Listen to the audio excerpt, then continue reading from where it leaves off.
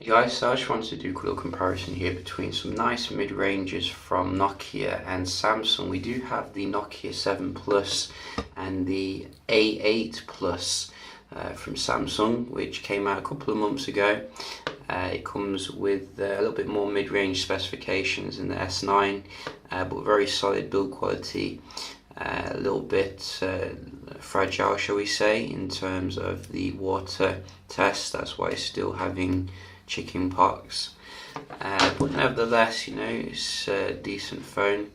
I wanted to see how it did compare here against Nokia's kind of equivalent with the same kind of bezel ratio, same kind of size here as well.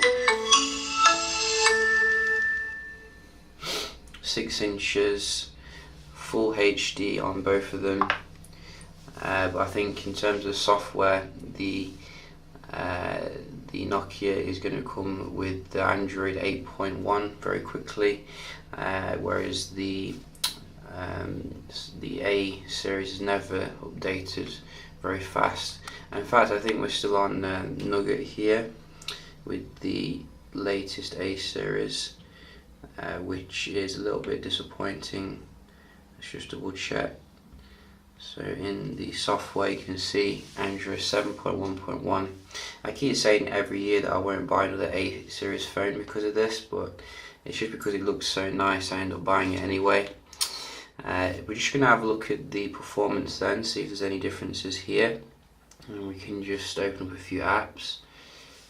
I can straight away see that the A series phone has an amazing display compared to the Nokia, which is a little bit, I think, cut down in terms of the colours, etc. But you can definitely see in terms of the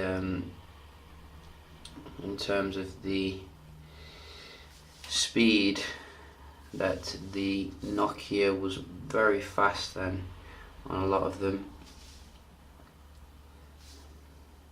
I mean, look at that. I think the Samsung is running the Exynos 7885 Octa, which is an octa-core Mali G7-1 for your graphics. So obviously this is coming against the latest Snapdragon mid-range processor in the Nokia. Let's have a look at the Play Store. Yeah, so I mean, Nokia is blowing away the A8 Plus here in terms of pretty much everything. It's not even a competition anymore. Samsung definitely needs to work on the software experience, I think, for the mid-range. But then again, the A8 Plus was like really expensive. You know, you could get an S8 for the same kind of price, so it can't really be considered mid-range anymore. It should be upper, well, just below the top end. But those colours are fantastic on the A8, I've got to say. I mean, it looks amazing. Look at that. That is a huge difference. So if you don't mind the speed differences here, you can see you're going to get a nice screen. For those who don't know, this is actually a 6GB RAM model of the Nokia 7 Plus as well. I think this is the international version, so you do get more RAM, but you do have to trade that off with like a Nokia skin. So the A8 Plus is not too bad here when it comes to opening up your games, but I think generally I could see some nice speeds on the Nokia 7 Plus here. Let's just have a look at the stuff here. Let's have a look at what can we see. We can see GSM Arena and go.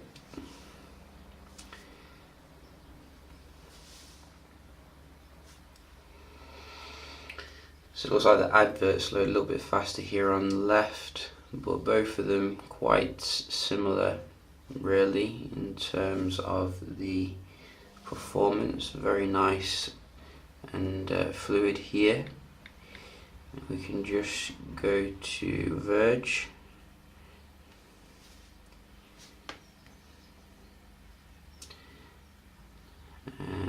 go. Again, I see the 7 Plus loading the page a little bit faster there, but not a huge difference. Both of them look fantastic in terms of the amount of content you can fit on the screen, which is good.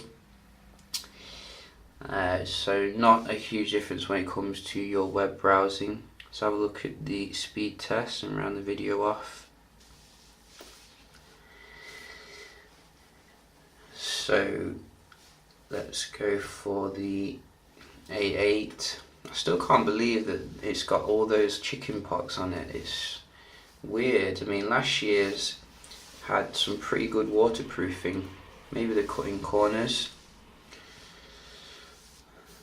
I think we tested it in Coke or something. Can't really remember. But in terms of the Wi-Fi here, you know, it's quite average. Quite not hugely different.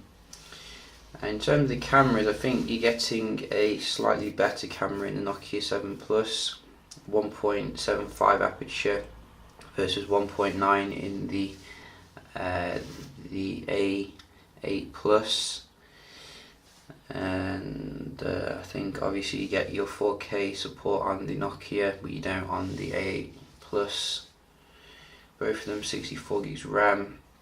But the Nokia comes with 3900 battery versus 3500 battery in the A8, so a little bit lower there. Both Bluetooth 5.0, which is nice. So yeah, in fact actually the camera is 1.7 aperture I think in the A8, so a little bit of a mistake there. So this one has actually got the better aperture. But you can see in terms of the Wi-Fi, Nokia 7 Plus coming again here with the good stuff, which is nice. And just have a quick look at the multitasking.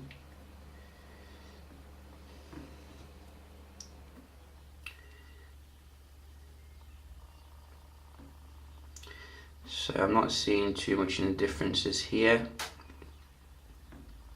You can see both of them keep everything in memory, which is good. Not a huge difference at all. Games load up straight away, and what was the other one? Yeah, so not a huge difference in terms of multitasking, but in terms of the software, you know, I think really Nokia's doing a really amazing job here when it comes to its stable of phones, whereas Samsung seems to be neglecting its cheaper phones for some reason. So there are some stuff to get to the A8. Obviously, as I said, the screen is absolutely amazing here, which is a selling point of the device. But in every other aspect, I'd probably recommend the Nokia, to be absolutely honest. Obviously, I don't think the Nokia has waterproofing, but this seems to be quite a basic implementation of waterproofing.